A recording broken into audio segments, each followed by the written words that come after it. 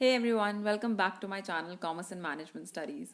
So let's talk about branding today. First of all, we are doing the concepts of marketing in this playlist. We are on the concept of product. Marketing का एक बहुत important P होता है जिसे हम कहते हैं product और product को नाम देने के process को बोलते हैं branding. That is जब हम अपने product को एक stamp देते हैं, एक logo देते हैं, एक identity देते हैं by using any name, by using any color, कोई भी ऐसा सिंबल ऐसी कोई भी चीज़ हम जब यूज़ करते हैं अपने प्रोडक्ट को एक आइडेंटिफिकेशन देने के लिए then that thing is called branding. So it is the process of stamping the product right with some name mark symbol combination anything that is called branding. अब क्वेश्चन आता है फंक्शंस ऑफ ब्रांडिंग. ब्रांडिंग की importance क्या है, branding क्या करता है. Before telling you the functions I want you to take a look at this picture. ये पिक्चर देखिए. जब आप मार्केट में जाएंगे और ऐसा कोई प्रोडक्ट आपके सामने रखा हो, will you buy it? You will not buy it. Y?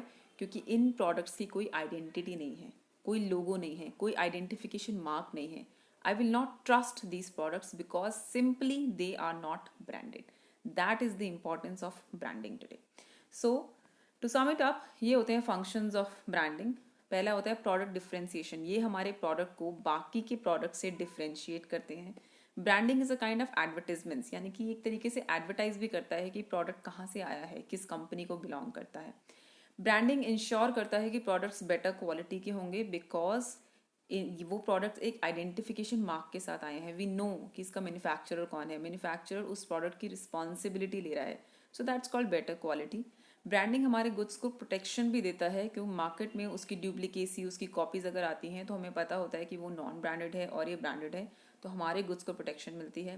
Consumers को प्रोटेक्शन मिलती है. For example if there is anything wrong in the product तो कंज्यूमर हमेशा कंज्यूमर कोर्ट में जाके सू कर सकता है to the manufacturer of the product. और ब्रांडिंग एक तरीके से सेलर और बायर के बीच में ब्रिज का काम करता है, यानी कि इन दोनों के बीच में एक कम्युनिकेशन का काम करता है. That is the function, or we can say the importance of branding. So in this video I'm going to majorly talk about the strategies of branding. Branding जब भी की जाती है, there are various decisions that a marketer has to take. So we're going to talk about these decisions now. सबसे पहले question आता है, should a brand be developed? क्या हर प्रोडक्ट को एक ब्रांड नेम देने की ज़रूरत है? The question is yes. Today hardly there is any product without a brand. Even salt, Tata salt लिखा हो तो हम उसे पिक करते हैं. ताजमहल चाय लिखा हो तो हम उसे प्रेफर करते हैं. इवन फ्रूट्स के ऊपर भी ब्रांडेड लेबल आते हैं. कश्मीर का एप्पल, इलाहाबाद का guava and things like that. So इसका मतलब होता है that's the power of branding. Today people prefer even the smallest of product but it needs to have a branded name or a logo or anything like that. और जितने भी unbranded product होते हैं जो प्लेनली पैक्ड होते हैं वो generally less expensive होते हैं बिकॉज उनकी क्वालिटी की कोई गारंटी नहीं होती है. Right. So that's about branding decisions. Let's discuss that in more detail. सबसे पहला क्वेश्चन आता है branding decisions, whether you would make a brand और you would not make a brand.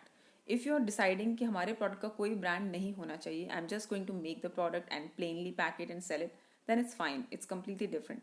But if you want to go with a brand तो कौन से decisions हैं जो आपको लेने पड़ते हैं? First is sponsor decision. Brand को कौन स्पॉन्सर करने वाला है. नेम डिसीजन, आप क्या नाम दोगे अपने ब्रांड को.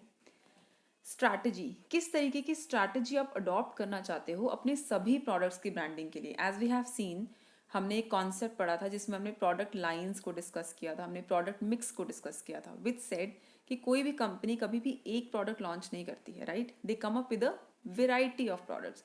तो अपने सभी प्रोडक्ट्स को लेके किस तरीके की ब्रांडिंग आप करना चाहते हो, दैट्स कॉल्ड स्ट्रैटेजी. और लास्ट आता है brand repositioning. So I am going to discuss all these branding decisions in detail one by one in the video. Let's first talk about the sponsor decision. Sponsor decision होता है who will sponsor the brand, मतलब कौन उस brand की responsibility लेना चाहता है. Now you will always think obviously जिसने प्रोडक्ट बनाया है वो ही उस ब्रांड की रिस्पॉन्सिबिलिटी लेगा, but it's not like that. Brand को या तो मैन्युफैक्चरर भी स्पॉन्सर कर सकता है या रिटेलर भी स्पॉन्सर कर सकता है. डिपेंड करता है कि कंज्यूमर की नज़रों में कौन ज़्यादा रिलायबल है. लेट्स टेक फॉर एग्जाम्पल, जैसे आप रिलायंस के स्टोर पे जाते हैं, और लेट्स टॉक अबाउट बिग बाज़ार. जब हम बिग बाज़ार के स्टोर पे जाते हैं वहाँ पे कुछ प्रोडक्ट्स तो ऐसे होते हैं जिसपे मैन्युफैक्चरर ब्रांडिंग होती है, जैसे कि ताजमहल चाय, टाटा टी, टाटा सॉल्ट. क्योंकि ये जो मैन्युफैक्चरर्स हैं ये रिलायबल हैं and we can buy their products. For example एक बहुत ही छोटा सा मैन्युफैक्चरर है जिसे कोई नहीं जानता, वो अपना प्रोडक्ट बिग बाज़ार के स्टोर में प्लेस करना चाहता है, लेकिन अगर वो अपने नाम से उस प्रोडक्ट को प्लेस करता है, maybe the people will not buy it. क्यों? Because people will trust Big Bazaar more then that manufacturer. तो उस केस में बिग बाजार उस ब्रांड का स्पॉन्सर बन सकता है। तो कभी कभी हमें दिखता है कि इस तरीके के स्टोर्स पे उनके ब्रांडेड प्रोडक्ट्स भी होते हैं। सो इसका मतलब होता है ब्रांड को स्पॉन्सर रिटेलर भी कर सकता है, मैन्युफैक्चरर भी कर सकता है। इट इज़ जस्ट दैट कि कंज्यूमर की नज़रों में which person is more reliable, कौन ज़्यादा रिलायबल है, that should be the sponsor of the brand. तो कुछ प्रोडक्ट्स हमारे पास आते हैं वो मैन्युफैक्चरर स्पॉन्सर्ड होते हैं, जैसे कि टाटा, सोनी, गोदरेज, ये सब मैन्युफैक्चरर्स हैं और अपने ही ब्रांड्स को खुद स्पॉन्सर करते हैं।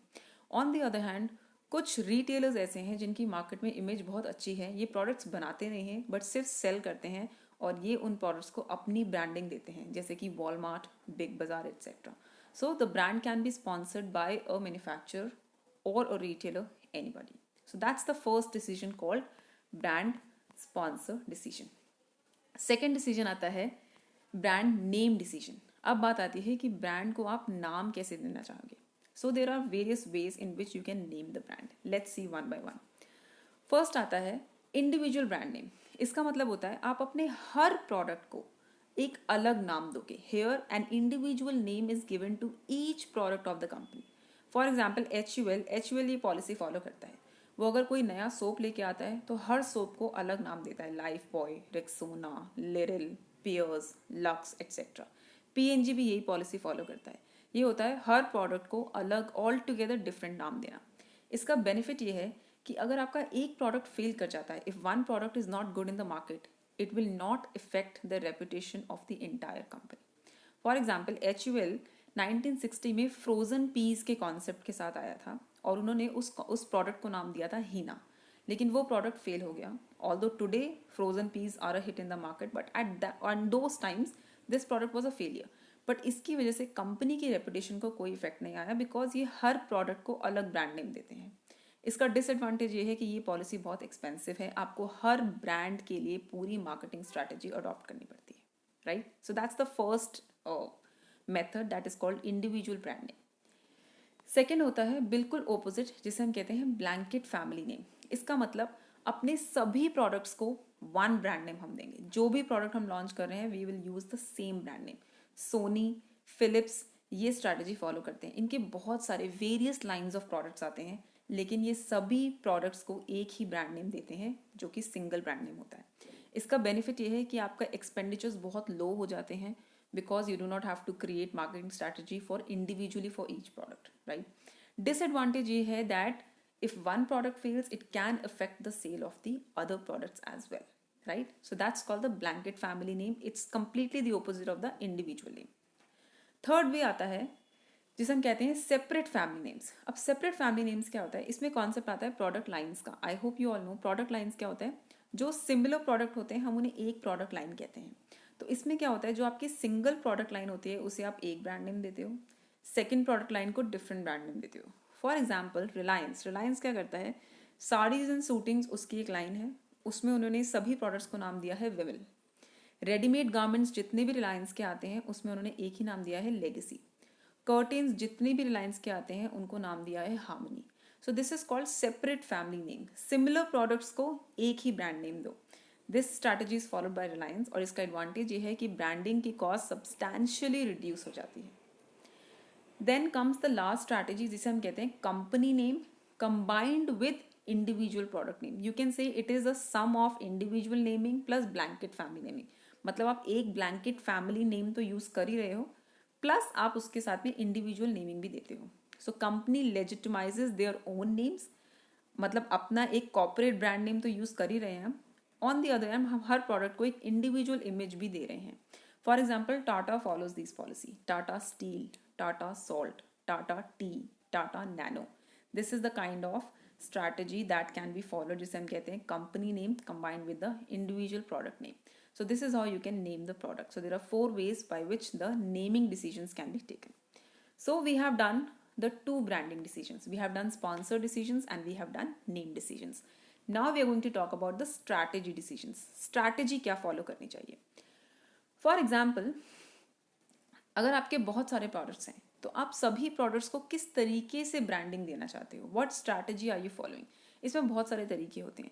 या तो आप बिल्कुल ही नया ब्रांड नेम दे दो ऑल टुगेदर, और there are two ways, that is called brand extension and line extension. ये दोनों टर्म्स बहुत इंपॉर्टेंट हैं. Let me explain you these terms with the help of examples.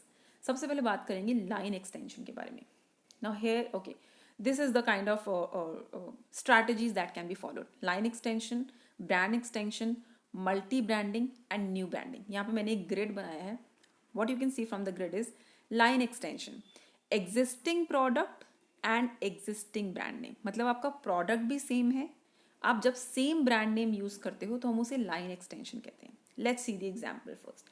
जैसे यहाँ पे मैगी का आप देख सकते हैं. प्रोडक्ट सेम है, इंस्टेंट नूडल्स, तो द प्रोडक्ट इज सेम.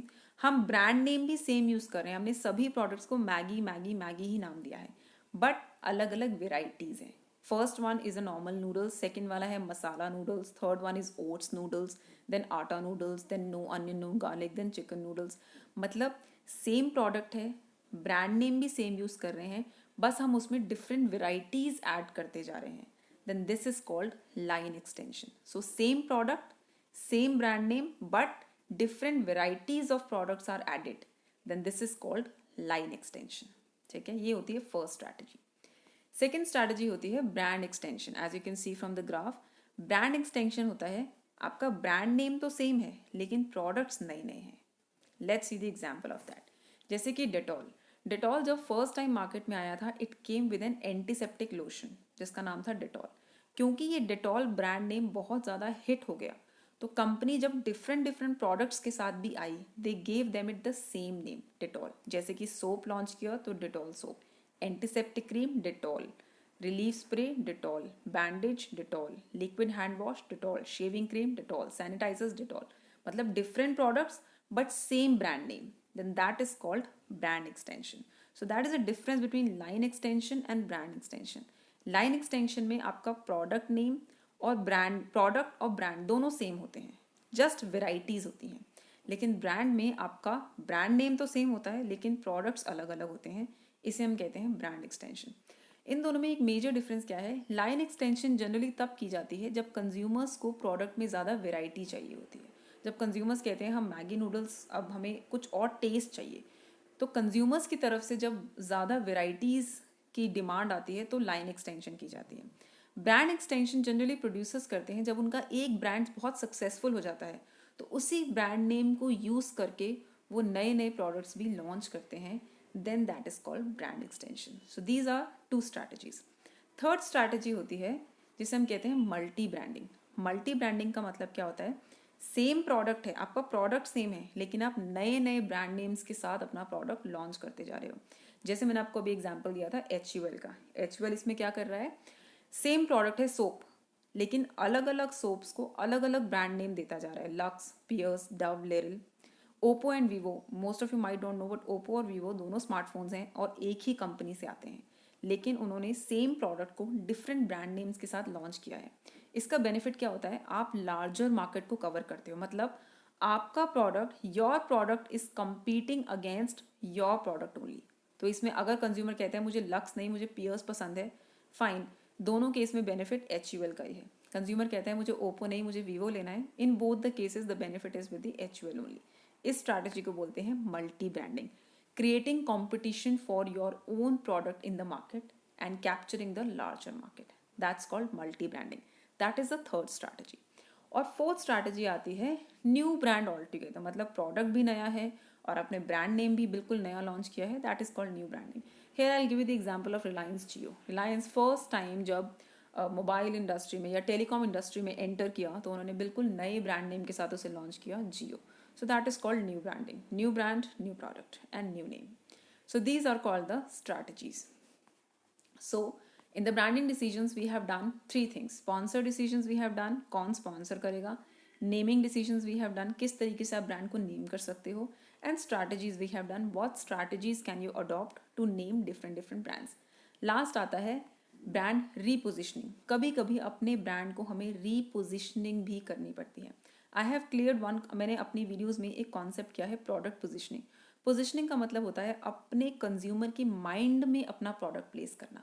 मतलब कंज्यूमर के माइंड में प्रोडक्ट की इमेज क्या है उसे कहते हैं पोजिशनिंग. तो रीपोजिशनिंग होता है कभी कभी कंपनीज को अपने ब्रांड को रीपोजिशन करना पड़ता है. मतलब जितना भी अच्छा, how well the brand is doing, the company might have to reposition it. Maybe competition market में आ गया है, कंज्यूमर्स की प्रेफरेंसेस शिफ्ट हो गई हैं, there are new opportunities in the market. इन चीज़ों की वजह से a brand might have to be repositioned. Let me give you certain example. For example, Rasna जब पहले एड्स आती थी, they only focused on the children. Later on Rasna को रीपोजिशन किया गया to attract mothers also, because they realise कि children की eating habits में मदर्स का बहुत मेजर रोल होता है. सो it was repositioned. One more example, Moov जब अर्लियर लॉन्च किया था, Moov was only launch as relief for back pain. But market में जब कॉम्पिटिशन आया from Iodex, Volini etcetera, then Moov was going to be a failure and then they reposition the brand. उसी product को दोबारा से reposition किया, consumers के mind में इमेज क्रिएट की कि ये सिर्फ बैक पेन से रिलीफ नहीं देता, ये किसी भी पेन से रिलीफ दे देता है, acute pain relief. So this is called brand repositioning. Here I have one more graph for repositioning. जैसे कि यहाँ पे देख सकते हैं Mountain Dew. Earlier Mountain Dew was launched as a drink जिसमें कैफीन कॉन्टेंट्स बहुत कम होता है.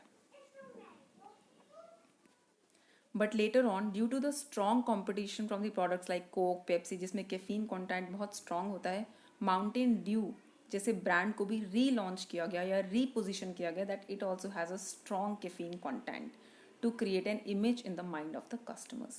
That is called the repositioning decisions. So these are the various branding decisions that a company might have to take when it comes to creating a brand. So this is an overview of the branding decisions. First is whether you want to create a brand or not. Then if you want to create a brand, सबसे पहला sponsor कौन करेगा brand को, manufacturer और retailer. Then आप brand को किस तरीके का नेम देना चाहते हो, individual name, blanket family name, separate family names, और company name plus individual names. Then comes कौन सी स्ट्रैटेजी आप अडॉप्ट करना चाहते हो, brand extension, line extension, multi branding और new brands all together. And then comes whether you want to reposition the brands और not. So these are called the branding decisions or the strategies that the companies take when it comes to launching a new brand. I hope you understand the concept. I hope you like the video. If you do like it, do tell me how did you like it in the comment section. Until then, keep learning. Thank you so much, everyone.